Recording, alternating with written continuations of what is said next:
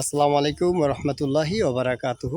সম্মানিত দর্শকবৃন্দ, মাদ্রাসাতুল মাদিনার পক্ষ থেকে আপনাদেরকে জানাই আন্তরিক মোবারকবাদ ও শুভেচ্ছা স্বাগতম। এরপর আমরা আলোচনা করব ৩ নম্বর সবক নিয়ে। বিসমিল্লাহির রহমানির রহিম। আল্লাহ পাকের নামে আরম্ভ, যিনি পরম দয়ালু অতীব মেহেরবান। নাহমাদুহু আনুসল্লি আলা রসুলিল করিম। আমাদের তামাম প্রশংসা আল্লাহ তাআলার জন্য এবং আমাদের দরুদ ও সালাম রাসূলে করিম সাল্লাল্লাহু আলাইহি ইসলামের প্রতি। ১ নম্বরে আমরা শিখব নামাজে বিভিন্ন শব্দের অর্থ। অবিহামদিকা অর্থাৎ এবং আপনার প্রশংসা বর্ণনা করছি। অবিহামদিকা শব্দের অর্থ এবং আপনার প্রশংসা বর্ণনা করছি। ২ নম্বর শিখব একটি সুন্নাত সম্পর্কে। নামাজের দাঁড়ানোর প্রথম সুন্নাত কেবলামুখী হইয়া সোজাভাবে দাঁড়ানো এবং মাথা না ঝোঁকানো। দ্বিতীয় সুন্নাত উভয় পায়ের আঙ্গুলগুলি কেবলামুখী রাখা। আর আজকের সবক ৩ নম্বর সুন্নাত হইল ইমামের তাকবীরে তাহরিমার পরপরই মুক্তাদির তাকবীরে তাহরিমা বলা, আগে বলা না।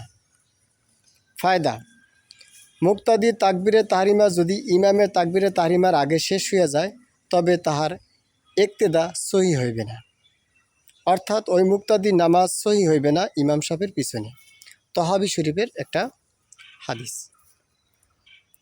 এবার আমরা শিখব ৩ নম্বরে একটি কবিরা গুনাহ সম্পর্কে। কবিরা গুনাহ বা বড় গুনাহ তওবা ছাড়া মাফ হয় না এবং এই ধরনের একটি গুনাহই দোজখে পৌঁছবার জন্য যথেষ্ট, তবে আল্লাহ তাআলা দয়া করিলে তা ভিন্ন কথা। বন্ধুরা, ৩ নম্বরে আমরা কবিরা গুনাহ সম্পর্কে জানব কোনো লোকের মন্দ নামে ডাকা। কোনো লোককে মন্দ নামে ডাকা, যেমন ও অন্ধ, ও কানা, ও ল্যাংড়া, ও খোড়া ইত্যাদি, ও মোটকু ইত্যাদি ইত্যাদি বলে আহ্বান করা। ৪ নম্বরে আমরা শিখব গুনাহের ক্ষতিসমূহ। গুনাহের কারণে দুনিয়াতে একটি ক্ষতি এই হয় যে দেখা যায় যে গুনাহগার ব্যক্তি আল্লাহ পাকের সহিত একটা দূরত্ব সৃষ্টি হয়। ভয় ও সংকোচবোধ তৈরি হয়, যাহা তাহাকে আরও দূরে সরাইয়া দেয় আল্লাহ তাআলার রহম করম ফজল থেকে। বন্ধুরা, এরপর আমরা ইবাদত বন্দিগির উপকারিতা শিখব। এই যে কালিমা, নামাজ, রোজা, হজ, জাকাত, এগুলি যদি সঠিকভাবে সুন্দরভাবে আমরা আদায় করি তাহলে তার ফায়দা কী হবে? ইবাদত বন্দিগির উপকৃত হলো ইবাদতের ফলে দুনিয়াবি একটি উপকার এই হয় যে সর্বরকম কষ্ট ও পেরেশানি দূর হইয়া যায় এবং সর্বপ্রকার অসুবিধা ও অশান্তি হইতে আল্লাহ পাক তাহাকে নাজাত দান করেন। তো বন্ধুরা, আশা করছি ইনশাল্লাহ ভিডিওটি আপনাদের কাছে ভালো লেগেছে। যদি ভালো লাগে তাহলে অবশ্যই ভিডিওতে একটি লাইক, কমেন্ট, শেয়ার, সাবস্ক্রাইব করে আপনারা সাথে থাকবেন। আর এরকম নতুন নতুন ভিডিও ইনশাল্লাহ একই টাইমে আমরা ইনশাল্লাহ জোহর নামাজের পরে আপলোড দিয়ে থাকি। আপনারা আমাদের সাথে থাকবেন ইনশাল্লাহ। আর একটা কথা বলি, শাহাদাত আঙ্গুল বলতে যে আঙ্গুলটা বোঝায় তা হলো এই যে শাহাদাত আঙ্গুলটা, এইটা দিয়ে আপনার লাইক, কমেন্ট, শেয়ার, সাবস্ক্রাইব আপনি ভিডিও ধারণ করে দিতে পারেন, ভালোও দিতে পারেন, খারাপও দিতে পারেন। দেখা গেছে কি যদি আপনি এটার দ্বারা আপনার নষ্ট কোনো কাজে লাইক, কমেন্ট, শেয়ার, সাবস্ক্রাইব করে থাকেন তাহলে এটাও আপনার স্টিল হয়ে থাকবে, এবং যদি ইসলামিক কোনো ভিডিওতে লাইক, কমেন্ট, শেয়ার, সাবস্ক্রাইব করে থাকেন ওটাও স্টিল হয়ে থাকবে, অর্থাৎ মালিকের দরবারে পৌঁছে যাবে। কিন্তু জেনে রাখবেন একসময় হিসাব নিকাশ হবে। একই কলের পানি মুমিন খেতে পারবে, একই পুকুরের মাছ সবাই খেতে পারবে, হিন্দু, বৌদ্ধ, খ্রিস্টান সবাই খেতে পারবে, কিন্তু কোনো বাধা দেওয়া হবে না।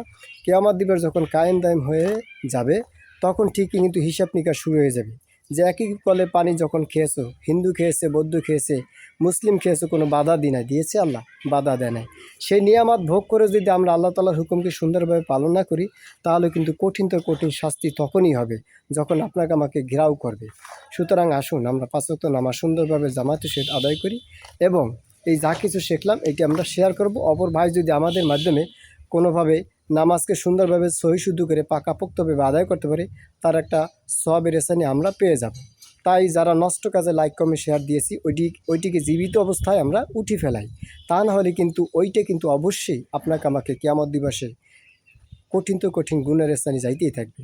আর আপনি মৃত্যুবরণ করলে কিন্তু এই লাইক, কমেন্ট, শেয়ার কোনোদিন উঠাইতে পারবেন না। আপনার সন্তানরা তো দূরের কথা, কেউই করতে পারবে না। সুতরাং মরে যাওয়ার পরে আপনার সন্তান আপনাকে চিনবে না, আপনার স্ত্রীও আপনাকে চিনবে না। স্ত্রী বিধবা হলে সে অন্যত্র স্বামী গ্রহণ করার জন্য পাগল পারা হয়ে যাবে। সুতরাং কার জন্য চুরি করছেন, কার জন্য এত নষ্টামি করছেন, কার জন্য এত রিস্ক নিয়ে কাজ করছেন, কেউ তো আপনার গুনাহের ভাগিদার হবে না। সুতরাং আসুন, এখনও সময় আছে, ফিরে আসুন। ভালো থাকবেন। আসসালামু আলাইকুম রহমতুল্লাহি ওয়া বারাকাতুহু।